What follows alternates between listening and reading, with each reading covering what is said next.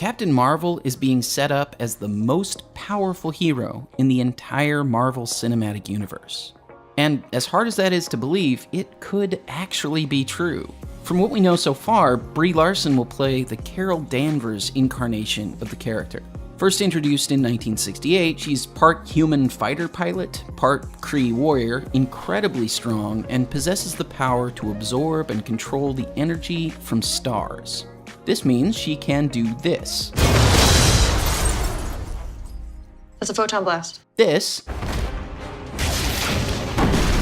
And this.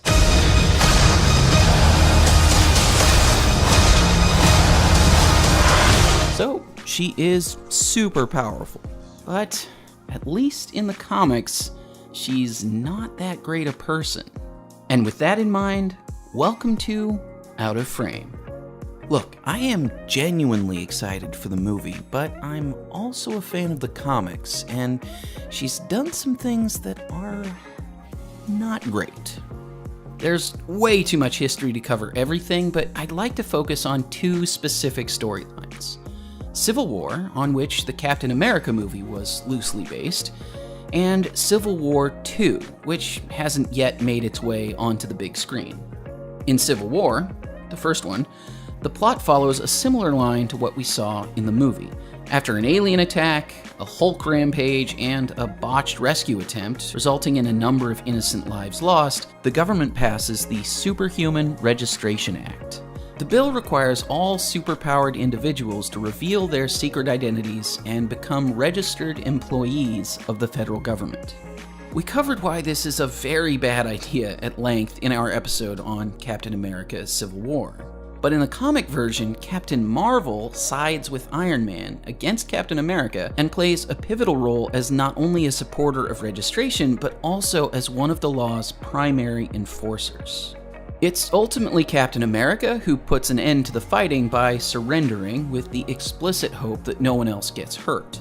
But in the end, a ton of characters died, cities were destroyed, Tony Stark became director of S.H.I.E.L.D., further expanding his own power, and Captain America is apparently assassinated. Don't worry, nobody stays dead in the comics. But we're talking about Carol Danvers. And as far as she's concerned, that's nothing compared to what happens next, because Civil War II is centered almost entirely around Captain Marvel. Following the events of the first series, Danvers is now commander of Alpha Flight, which has the mission of protecting Earth from alien threats. One day, an inhuman kid named Ulysses Kane gains his powers and starts having visions of a horrific future involving a celestial attacking the planet. A few weeks later, his vision becomes a reality. Fortunately, with a warning from the Inhumans, the combined efforts of all of Earth's mightiest heroes prevents total catastrophe. After things calm down, Ulysses is revealed to be the source of the information that saved billions of lives. This kid is essentially a one-man version of the clairvoyant triplets in Minority Report, or so it appears. Moments later, during his first meeting with Captain Marvel, Ulysses has another vision. This time, he sees Thanos returning to Earth. That's when Captain Marvel starts to become obsessed with exploiting Ulysses' powers to prevent future disasters. Meanwhile, Tony Stark is, I think, a little uncharacteristically skeptical. He and some of the other Avengers attempt to help Ulysses learn more about his power, and they discover that it's not any kind of guaranteed fate that Ulysses sees, but rather various probabilities about the future. In short, there's actually no way to know if his visions will come true, but his visions reflect one possible outcome. Captain Marvel doesn't care about probability. If we believe there's even a 1% chance that he is our enemy, we have to take it as an absolute certainty. Tony asks her the critical question. What if Ulysses tells us you are a danger to our future? Do we stop you before you do your voodoo that you're going to do, even though maybe you don't even know you are going to do it? This sets up the real problem with Captain Marvel that I want to talk about. Her complete certainty of her own righteousness and the utter disregard for the very concept of due process that certainty creates. But before we get to that, let's go back to the story. Remember Ulysses' vision of Thanos returning to Earth? Well, just like his other premonitions, it proves to be correct 3 weeks later. Thanos does return to Earth. And in spite of Tony's warning not to blindly trust Ulysses' abilities, Captain Marvel organizes a team to meet Thanos where he's supposed to arrive and confronts him.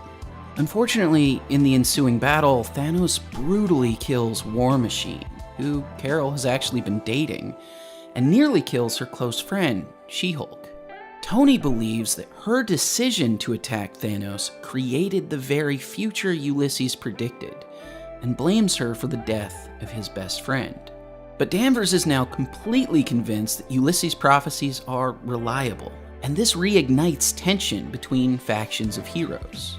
Stark kidnaps Ulysses, Captain Marvel attacks Stark, Ulysses has more visions, including one where the Hulk kills everyone, so Captain Marvel confronts Bruce Banner, Hawkeye kills Bruce Banner. No, really, that happens. Eventually, everything comes to a head when Ulysses predicts that Miles Morales will kill Captain America.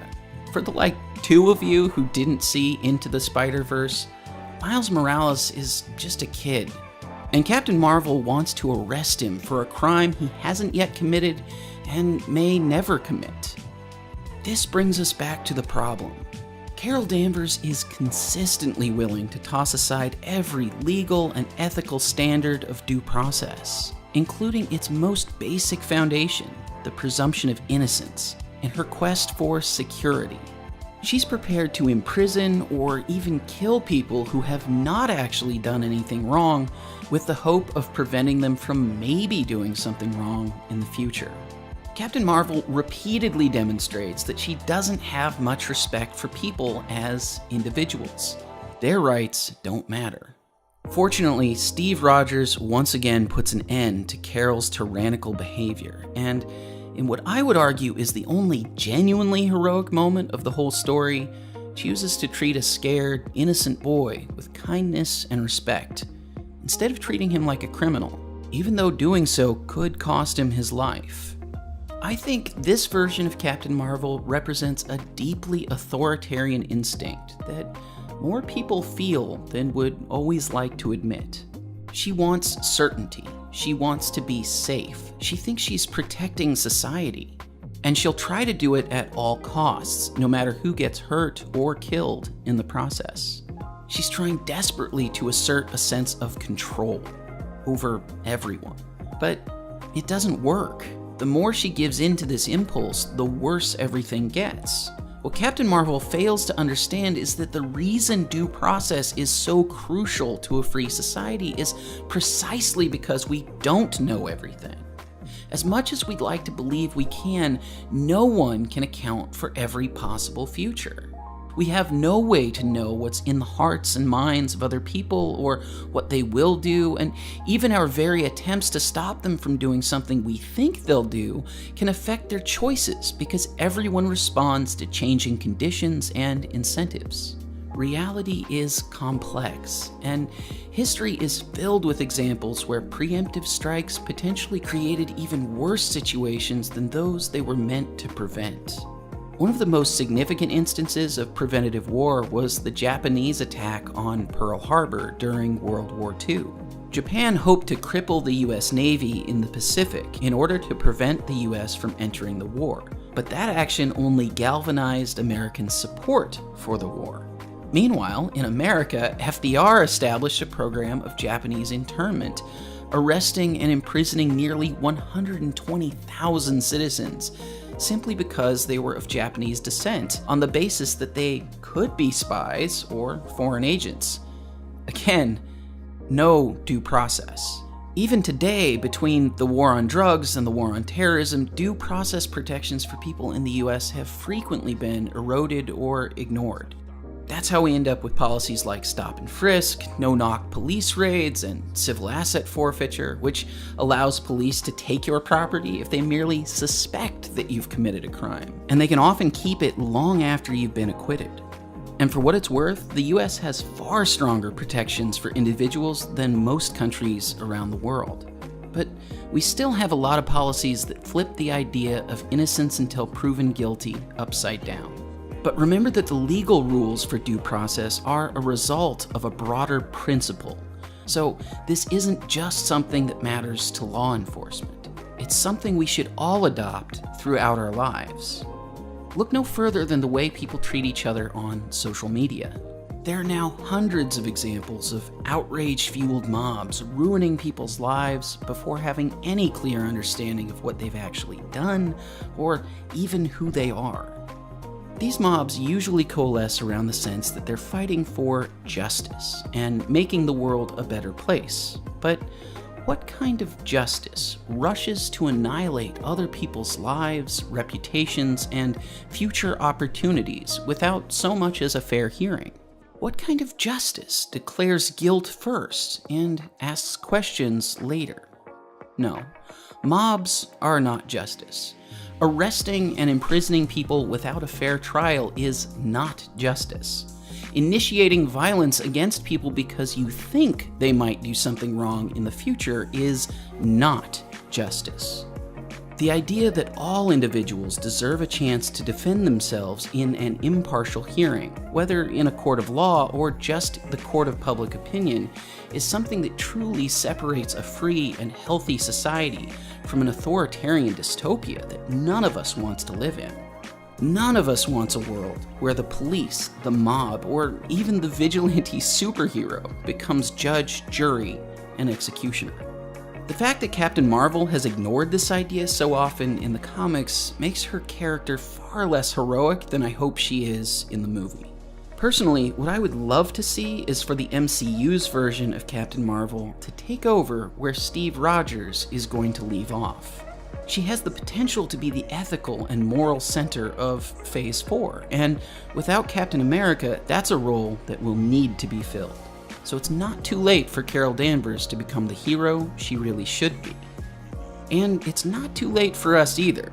With a little humility and respect for the lives and rights of other people, our society can reclaim one of its most important ethical and legal principles: innocent until proven guilty.